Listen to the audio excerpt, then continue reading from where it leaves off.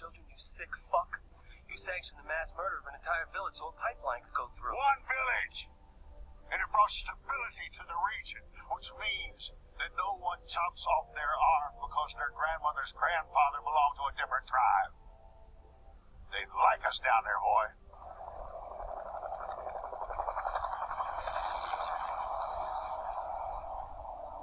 This is a country where the Secretary of Defense can go on TV and tell the American public, that this is about freedom, it's not about oil. And nobody questions him because they don't want to hear the answer because it's a lie. There's only so many places at the table, Gunny. Now, are you on the inside or are you on the out? I mean, there's a difference between... First of all, I'm opposed to military aid to other countries, whether by us or by the Soviet Union. Well, let's come back to that because it's a more important thing. And that is that I'm even far more opposed to the imposition of regimes by foreign troops. Now, in the case of Germany, let's say, in the case of France, the Pétain Laval government, the Vichy government, was supported by German troops. Had the German they weren't throughout the country necessarily, because there was certainly indigenous support, but there's no question that if German military force had been withdrawn to the other side of the Rhine, then there would have been an overthrow of the Vichy government, and we would have had some different form of government. Now, in that case, our invasion of France was, whether one likes it or not, was in reaction to an occupying external force. It's just pure confusion to identify that with the case of Greece when we were trying to liberate, we were trying to select the kind of society that Greece would have, and we were trying to save the rulers that we had designated as appropriate from their own population. In your book, and that's why you're not willing to be consistent in carrying out this argument, you're constantly talking about our satellising of places like Cuba and about, or maybe 10% true. It certainly is true. Why do you give that? May I complete a sentence? It's perfectly true that there were areas of the world, in particular Eastern Europe, where Stalinist imperialism very brutally took control and still maintains control. But there are also very vast areas of the world where we were doing the same thing. And there's quite an interplay in the Cold War. You see, what you just described is I believe, a mythology about the Cold War, which might have been tenable 10 years ago, but which is quite inconsistent with contemporary scholarship. Ask a Czech. Ask a Guatemalan, ask a Dominican, ask President of the Dominican Republic, ask a person from South Vietnam, ask a Thai. Yes. Who doesn't want a better society? Who doesn't want to reduce sickness? Sir Francis Galton of England is considered the founder of modern eugenics, and he was not a crackpot. Galton was a statistician. He discovered chi-square, regression, and correlation. He discovered fingerprints and that they were unique in all people. He discovered the difference between fraternal and identical twins. But with regard to eugenics, he believed that talent and genius traveled on a gene and could be determined by heredity. And he reasoned that society could be saved from a reversion toward the mean by changing societal policies that protected the underprivileged and the weak.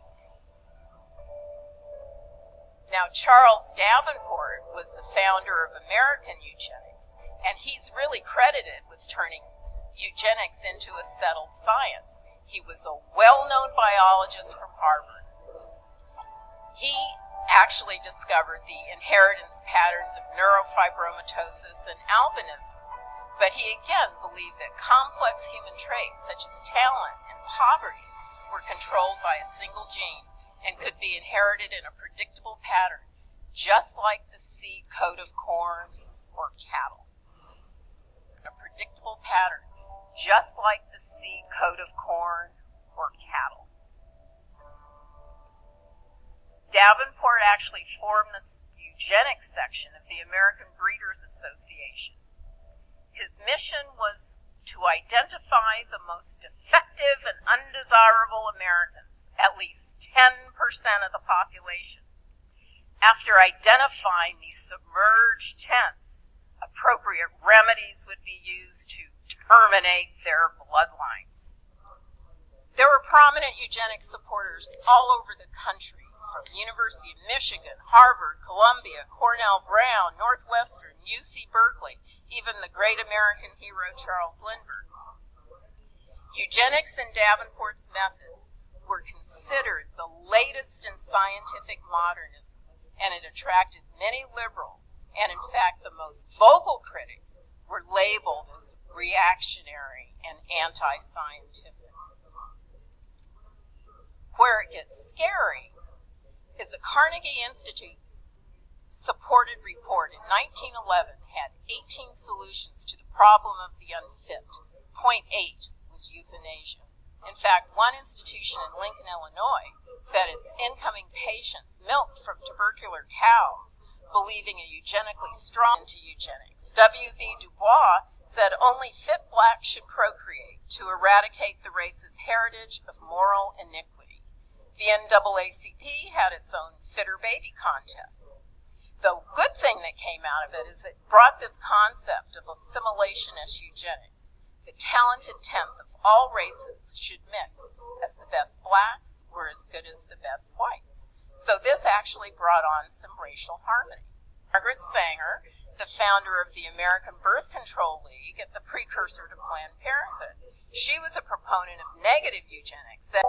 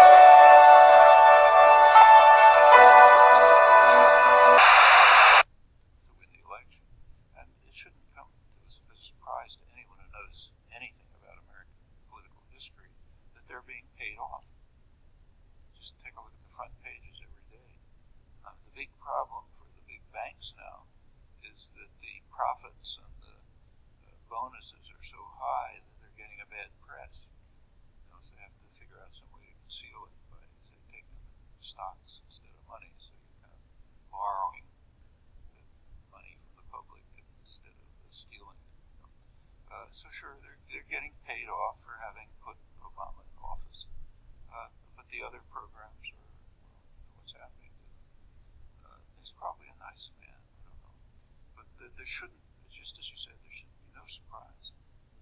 They were very careful to keep it quiet, and that's characteristic of U.S. elections. The U.S. elections are a facade. They are run by the public relations industry, who market candidates the same way they market toothpaste and lifestyle drugs. When you see an ad on television, you know you're not supposed to believe it. It's not an attempt to inform you the way it would be in a market system. It's a way to create uninformed consumers who will make irrational choices. Exactly the opposite of what you're taught in an economics class about markets. But business spends huge amounts of money to undermine markets by constructing uninformed consumers who are supposed to make irrational choices. And the same institutions, PR institutions, run the campaigns, and they market candidates the same way. They want an uninformed electorate that will make irrational choices. And in fact, as maybe you know, Obama won an award from the advertising industry for the best marketing campaign of 2008. He beat out Apple Computer. If you read the business press, executives were euphoric. They said, it's the best we've done since we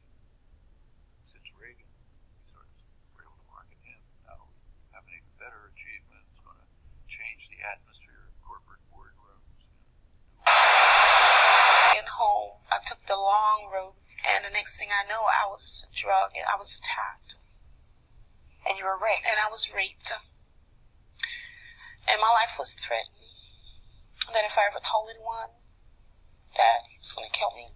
And you were 13? I was 13. That brutal rape resulted in a pregnancy. Nearly 9 months to the day of the assault, she went into labor. Got to the hospital, and they put me in a room, and that's all I remember. That's all I remember. When I woke up with bandages on my stomach. Meaning what? At that time, I didn't know what it meant. What she didn't know was that the baby boy she gave birth to that day would be her last. No one told me. I never even knew. She had been sterilized, targeted by a state board that ordered that this kind of surgery be performed on thousands of North Carolinians from 1929 all the way to 1974. 7,600 men, women, and children determined by social workers to be feeble-minded or promiscuous were sterilized, usually without their consent, and it was perfectly legal. Little boys, they would castrate them. Little girls, they would go inside them and take out their organs. State Representative Larry Womble. Why would they want to do that to a young girl? Why did they? Well, they had several reasons they thought were valid at that time. Their reasons were based on a scientific theory called eugenics, which became popular in the 1920s. Eugenicists believed that poverty, promiscuity, and alcoholism were inherited traits. It was a simple theory with a radical solution. Sterilize those the state would have to take care of and improve society's gene pool. Some of America's wealthiest citizens of the time were eugenicists. Dr. Clarence Gamble of the Procter & Gamble fortune and James Haynes of the Hosiery Company founded the Human Betterment League, which produced brochures like these, stoking fears of, quote, morons mixing with the general population. Representative, when you look back, was this a well-intentioned idea with the best science at the time that then just went awry? I don't know if that was the best intention to weed out negative things in our society. You're playing God. Targeting more women and more blacks than whites. It was a monetary, economic thing.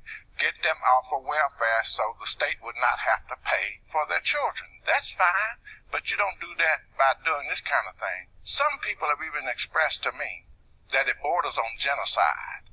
A third of sterilizations were ordered on girls under the age of 18, some as young as 9 years old. మీకు ఈ video నచ్చినట్లయితే like చేయండి, share చేయండి, subscribe చేయండి, regular notification